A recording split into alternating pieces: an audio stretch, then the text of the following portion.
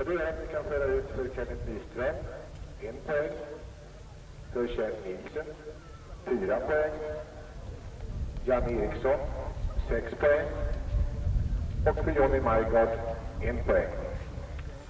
I nummer 8 får vi så se Pierre Brandefors från Kaparna i rött. Jens Nilsen, Randers i blått. Sven Jakobsen, Randers i vitt. Och Leif Andersson, Indianerna i gult.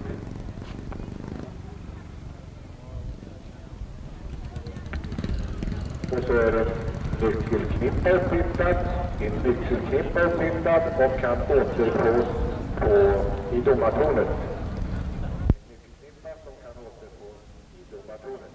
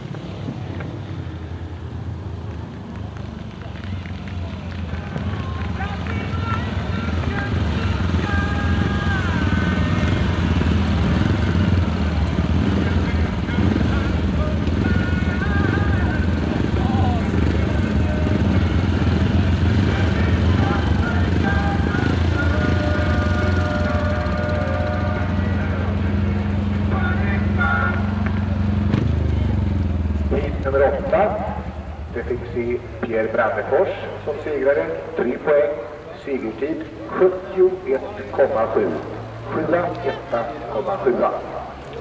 2 poäng till Jens Nilsen och kämpande Leif Andersson nådde fram till 1 poäng medan Sven Jakobsen fick en nolla. Och det är att vi för Pierre Brandefors kan fylla i